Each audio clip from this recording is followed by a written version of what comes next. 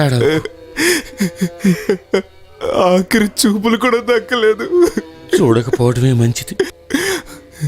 నేను చూశాను.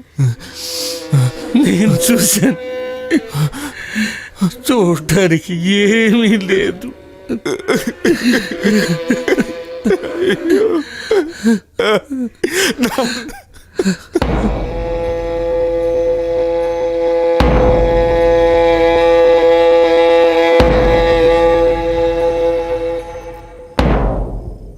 విజయ్, కళాకారులందరూ మానసికంగానూ శారీరకంగానూ సాత్వికులు, సాధువులు. రౌద్రం, బీభత్సం అన్నీ వేదిక మీదే. మీ నాన్న కూడా అటువంటి వారే. అంతులేని ప్రతిభ, అభిమానం మాత్రమే ఆస్తులుగా భావించిన అమాయకులు. మనస, వాచ, కర్మణ ఒక్క తప్పు కూడా చేయలేదు ఆయన. నందిని కూడా అటువంటిదే. మనందరం ఏం ఆశించాం? దేశంలో అందరూ బాగుండాలని కోరుకున్నాం. ఆర్కే ఎవరికేం కీడు చేశాడు? తమను ఎదిరించి మాట్లాడేవాడు ఎవ్వడూ లేడనే వాళ్ళిలా అమాయకుల్ని నిర్దాక్షిణ్యంగా చంపుతున్నారు. కానీ విజయ్, నువ్వు తెలుసుకోవాల్సిన విషయం ఒకటి ఉంది. ఒక నర్తకుడి మనసులో అన్ని భావాలు ఉంటాయి. నాట్యాన్ని కొనసాగించు. ఒక్క నిమిషం చాలు, ఏమైనా సాధించచ్చు. నాన్నగారు వెళ్ళిపోయారు. ఆ స్థానంలో నువ్వుండాలి. వేసుకోవడానికి చాలా రంగులు ఉన్నాయి. ఆకుపచ్చ, తెలుపు, పసుపు, ఎరుపు, నలుపు. సందర్భానికి తగినట్టుగా వేసుకోవచ్చు. నువ్వు దాక్కోవడానికి ఒక్క వేషం చాలు. ఆ సౌకర్యం నీ ప్రత్యర్థులకు లేదు. నవరసాల్లో రౌద్రం నీ మనసులో బలంగా నిలవాలి. నాట్యం అంటే ఏమిటో వాళ్ళకి తెలియాలి.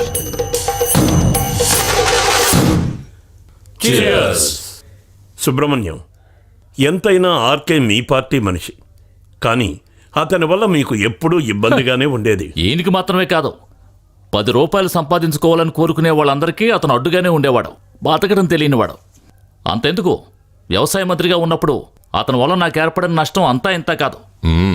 అందుకే కదా వినాయకరావు మన సుబ్రహ్మణ్యాన్ని ఆర్కేకి బదులుగా తీసుకురావాలనుకున్నది. రేపు మీరు మంత్రి అయితే జేఎస్కి ఏమిటి లాభం? అరే, ఏం కావాలో మీరు చెప్తే చాలు. జేఎస్కి నీడలా ఎప్పుడు ఆయనతోనే ఉంటాను. ఉంటే బాగుంటుంది. లేకపోతే హార్ట్ అటాక్ ఆర్కేకి మాత్రమే కాదు, రేపు మీకు వస్తుంది. అంతేనా జేఎస్?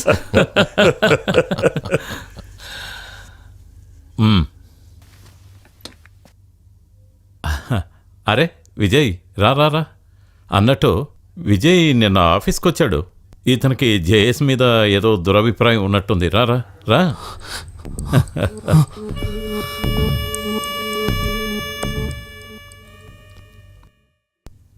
ఇతను మన శాస్త్రి గారి అబ్బాయి కదూ? పేరేంటి? విజయకృష్ణ. విజయకృష్ణ. Yes yes. నీ విషయం గురించి సుబ్రహ్మణ్యంతో మాట్లాడాను. అయినా మన చేతుల్లో ఏముంది? చాలా మంచి మనిషి. ఆత్మహత్య చేసుకోవడానికి కారణం ఏంటని ఎంత ఆలోచించినా నాకు అర్థం కావట్లేదు. 10 మంది ఏదేదో అనుకుంటున్నారు. అవన్నీ నిజం కాదని మనకి తెలుసు కదా విజయకృష్ణ.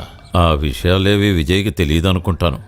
నువ్వు మీ నాన్నతో గొడవపడి ఇంట్లోంచి వెళ్ళిపోవడం వల్లే ఆయన ఆత్మహత్య చేసుకున్నారని అనుకుంటున్నారు. చూడు, జేఎస్కి చాలామంది ఫ్రెండ్స్ ఉన్నారు. ఐ మీన్ యుఎస్లో కానీ మరో చోట కానీ నీకు మంచి ఉద్యోగం ఇప్పించాలని మేము ఆలోచిస్తున్నాం.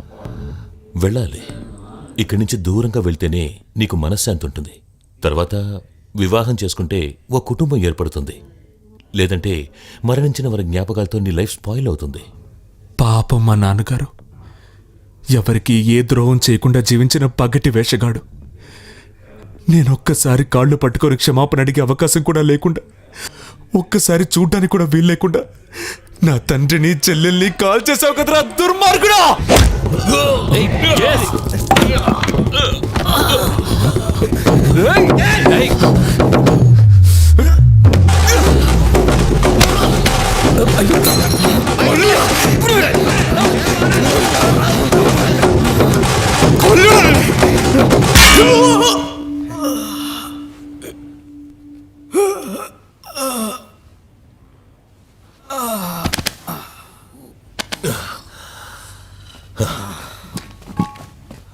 చాలు వదిలేండి.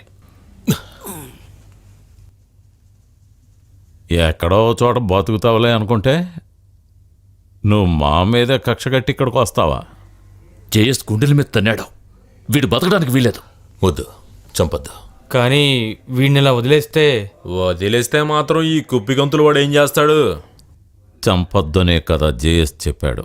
ఇక ఈ విషయం గురించి వీడు కల్లో కూడా తలుచుకోకూడదు. ఒరే విజయ్గా,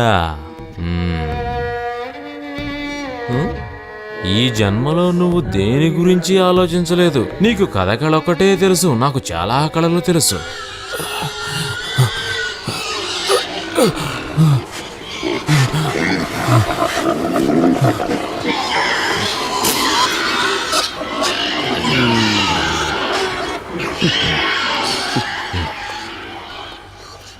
నువ్వు మంచి డాన్సర్ అవ్వట కదా.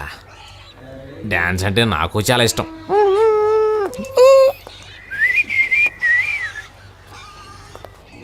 నువ్వెంతవరకు చూడండి డాన్సు, ఇప్పుడు నేను నేర్పిస్తాను.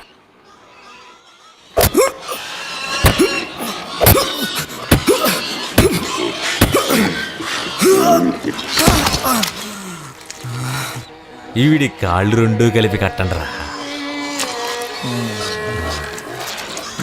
తప్పకుండా.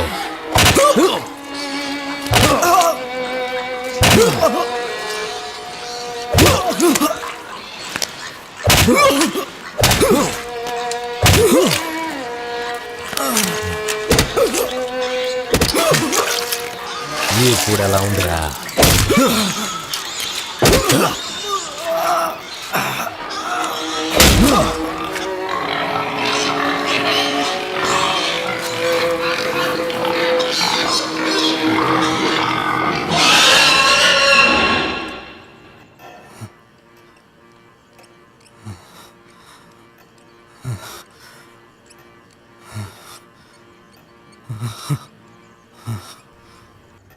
నువ్వెవరో, ఈ పరిస్థితికి కారణమేమిటో నాకు అంతా తెలుసు.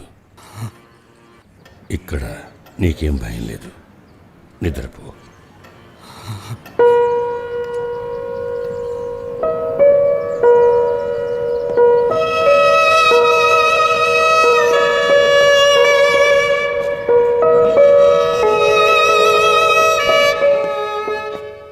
అక్కడి నుంచే నా జీవితంలో రెండో భాగం మొదలైంది. నాకు మాధవరావు గారితో పరిచయం అయినప్పుడు బాధతోనూ ప్రతీకారంతోనూ ప్రార్థనలతోనూ నిండుందా ఇల్లు.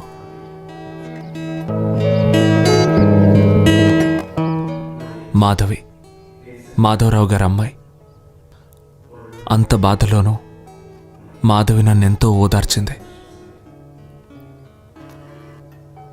కొద్ది రోజుల్లోనే వాళ్ళ అమ్మగారు కూడా నాతో ప్రేమగా నడుచుకున్నారు. నిజం చెప్పాలంటే ఆవిడ నన్ను కన్న బిడ్డలా చూస్తున్నట్టు నాకు అనిపించేది. ఇది నీ సొంత ఇల్లే అనుకో, నేను మీ అమ్మనే అనుకో. ఒక్క రోజులో ఈ ఊరంతా నా గుప్పిట్లోకి తెచ్చుకోవాలని బయలుదేరిన వాడిని నేను. అది అంత సులభంగా సాధ్యం కాదని తర్వాత నాకు అర్థమైంది.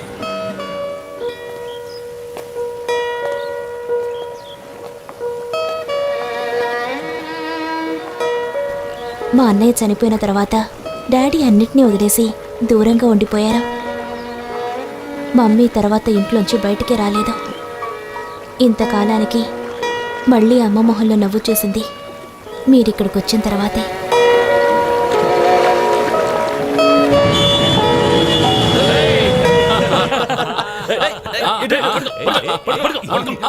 అతను భాస్కర్.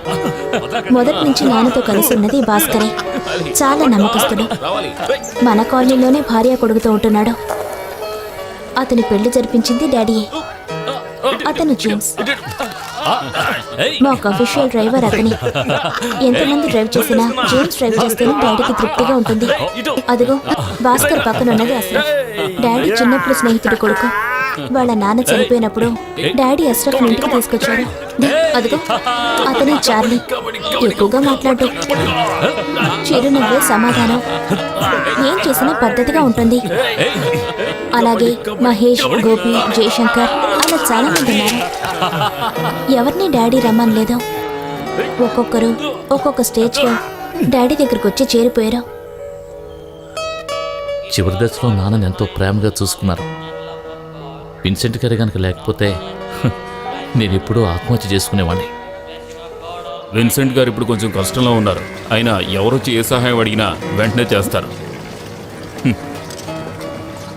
ఇంకా ఎంతో కాలం పట్టదు పాత స్థితికి చేరుకోవడానికి. అందుకు కావాల్సిన ప్రయత్నాలు మొదలయ్యాయి.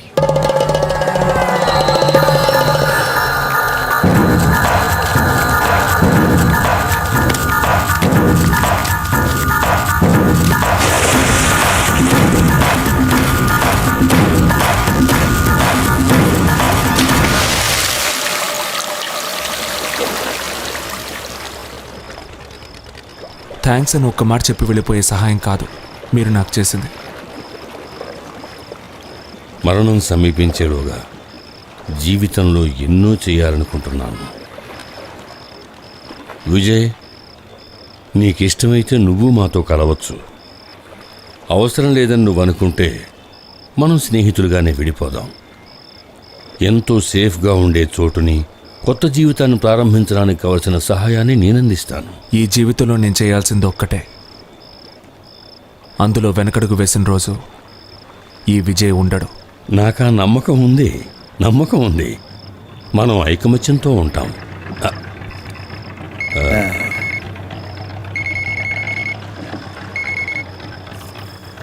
ఎస్,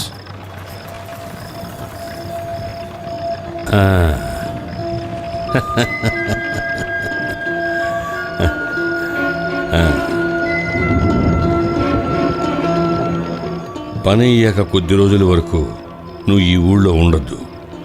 నువ్వెప్పటికీ తిరిగి రావని వాళ్ళు అనుకోవాలి. అదే మనకు కావాలి.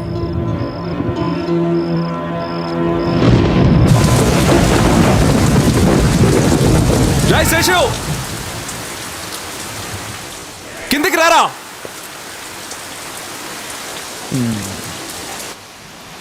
చక్కని సొక్కని ఈ వాన్లో ఇప్పుడు ఎందుకండి?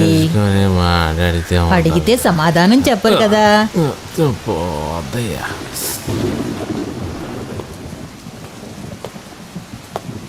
ఇన్స్పెక్టర్ గారు,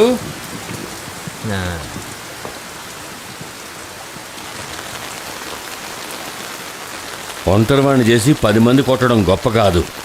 అదిగో అక్కడ ఒక్కడే ఉన్నాడు. మీరిప్పుడు యూనిఫామ్లో లేరుగా. చేతనైతే ఇప్పుడు కొట్టి చూడండి. ఒకసారి అంతగా బుద్ధి చెప్పినా మళ్ళీ వచ్చాడా? తమరైనా వీడికి తోడు. నువ్వు ఇంకా ఇంటికి పోలేదేంట్రా? నీకు నేను కొత్త రకం డ్యాన్స్ నేర్పించానుగా.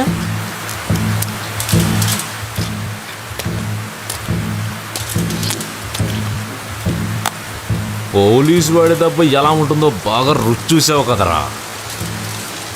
నువ్వు పోలీసుని కొడతావా? కొట్రా, ఒకసారి కొట్టి చూడరా. కొట్రా రే, కొట్టు, కొట్టరా. ఆ వెధవని ముక్కలు ముక్కలుగా నరికిపారాయన్నా.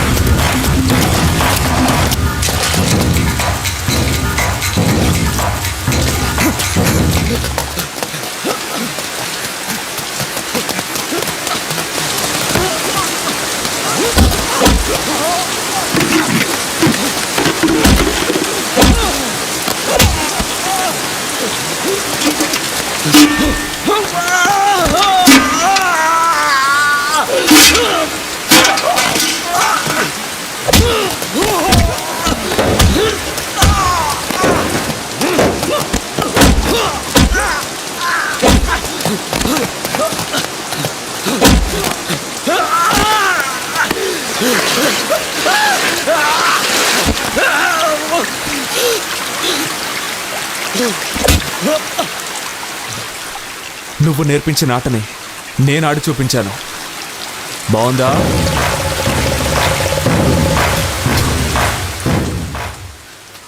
ఆ రోజు నుంచే నా కొత్త జీవితం మొదలైంది. ఒక కథకళి డాన్సర్ అయిన నేను మాధవరావు గారికి విశ్వాసపాత్రుడిగా మారాను. దయా దాక్షిణ్యాలు పోయి నాలో కఠినత్వం, ఆవేశం చోటు చేసుకున్నాయి.